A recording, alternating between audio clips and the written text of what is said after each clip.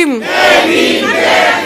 मुझे पर्सनली बहुत दुख हुआ उस संसद के अंदर बैठ के बाबा साहब अम्बेडकर का खुलेआम मजाक उड़ाया जाएगा, किसी ने सोचा भी नहीं था। और मैं समझता हूं कि बाबा साहब को चाहने वाले करोड़ों करोड़ों लोगों को दुनिया भर में बेहद पीड़ा पहुंची उससे। बाबा साहब अम्बेडकर ने सबसे ज्यादा तवज्जो दी थी शिक्षा को, इसीलिए आज मैं डॉक्टर अम्बेडकर स्कॉलरशिप का ऐलान करता हूं कि कोई भी दलित समाज का बच्चा पैसे की कमी की वजह से उच्च शिक्षा प्राप्त करने में वंचित ना रह जाए। आए हुए मेरे सभी साथियों को मेरा नमस्कार, सबको मेरा प्रणाम।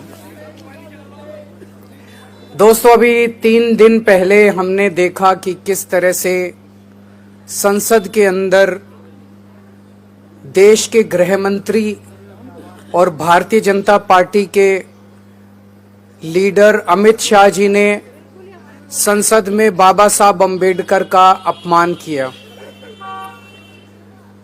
जो शब्द उन्होंने इस्तेमाल किए वो शब्द तो अपमान करने वाले थे ही, लेकिन जिस लहजे से उन्होंने बोला,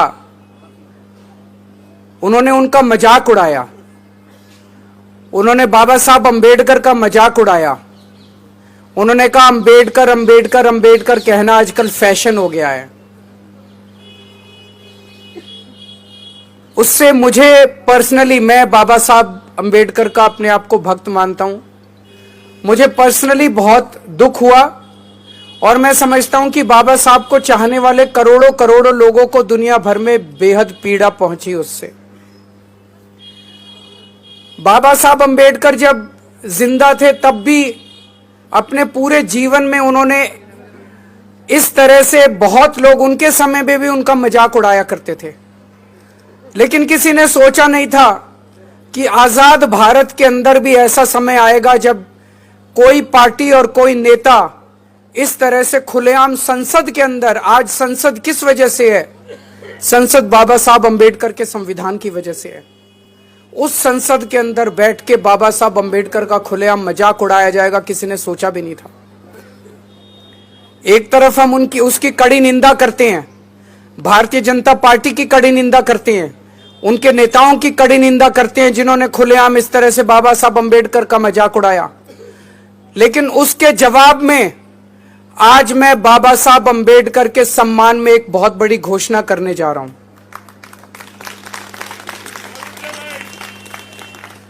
बाबा साहब अम्बेडकर ने सबसे ज्यादा तवज्जो दी थी शिक्षा को।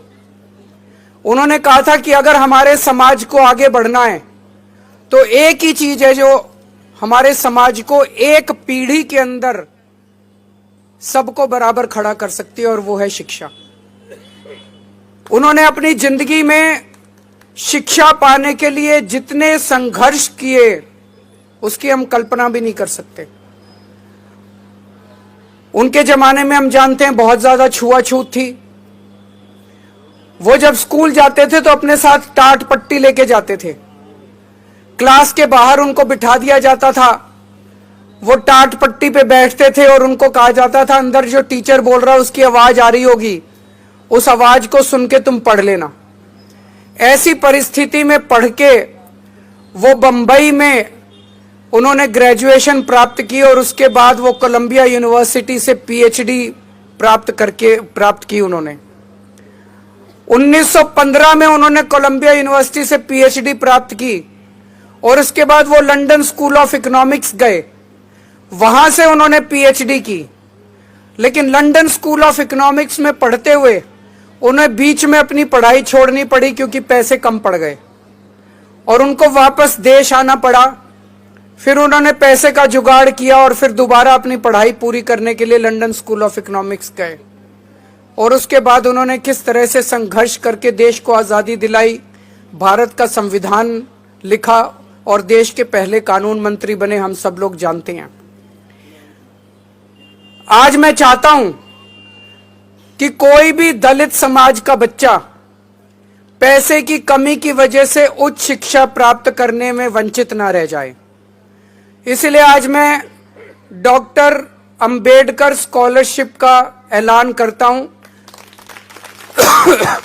कि दलित समाज का कोई भी बच्चा अगर दुनिया की किसी भी टॉप की यूनिवर्सिटी में पढ़ना चाहेगा तो वो बच्चा उस यूनिवर्सिटी में एडमिशन ले ले। बस एडमिशन लेने के बाद उसका सारा पढ़ाई का खर्चा, आने जाने का खर्चा, सारा खर्चा दिल्ली सरकार वहन करेगी।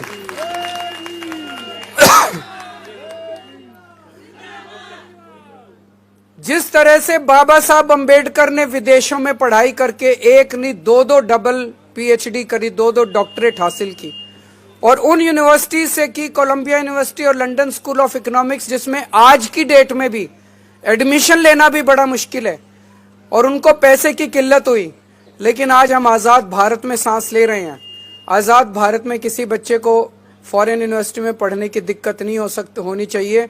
इसलिए आज मैं पूरे दलित समाज के लिए ये घोषणा कर रहा हूँ डॉक्टर अंबेडकर स्कॉलरशिप की, कि किसी भी बच्चे को विदेश में आप बाबा साहब अंबेडकर के बताए हुए पदचिन्हों पे चलिए, उनके बताए हुए, उनके जीवन में उन्होंने जो कुछ हासिल किया वो हासिल करने की कोशिश कीजिए।